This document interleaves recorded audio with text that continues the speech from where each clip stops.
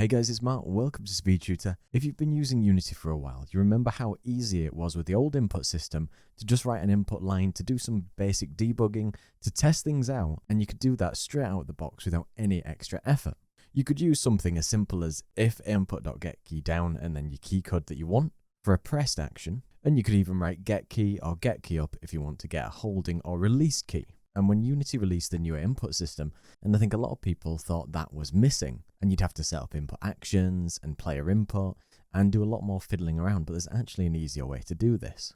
If you're a beginner and you just want to test something out, it's not so easy.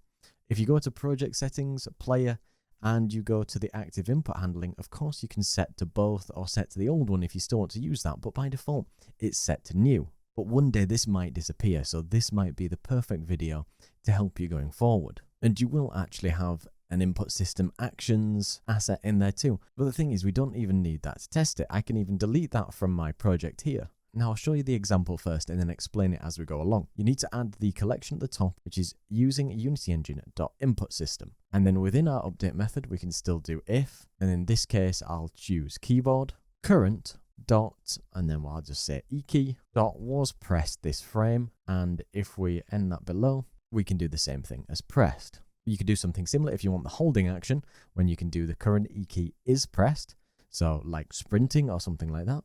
And you can even use was released this frame, so it's just like GetKeyUp. So in our case here, you can see that when I press E, you can see that we've pressed E, G, I can hold G to do that action. And you can see if I press the T key, I've released T every time I lift my finger off it. And again, it didn't require any input actions to be added into this project, and it can be used straight away out of the box. So if I explain this, now you can see that keyboard.current is something that gets the active keyboard or the active input device that we're going to be using.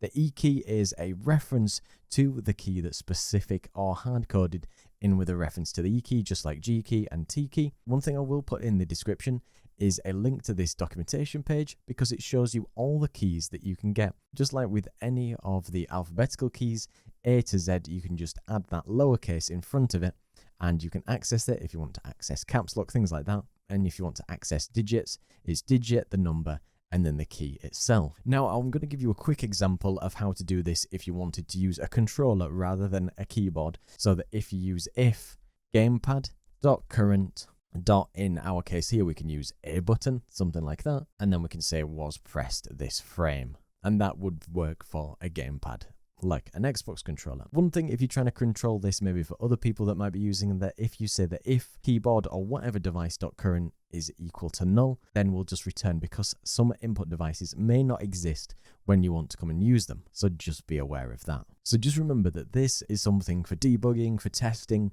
for getting something going on the fly. It doesn't have any rebinding, any control schemes, any additional accessibility features that the input actions would give you in the newer input system. This is just something that you can write one line of code to get yourself going. So I do hope you find this tip helpful, and let me know what you think down below. If you do like this video, be sure to throw a like and make sure you're subscribed, and comment down below if you've got any questions or anything that you want to know. And be sure to check out my Patreon too to get over 230 different scripts, assets and projects you cannot find anywhere else. Check out all the links down below to this asset and all the great sales that you can find in Unity and game dev. And a massive thank you to all my patrons. Special thank you to Verishutha and Party of 10 for their amazing support.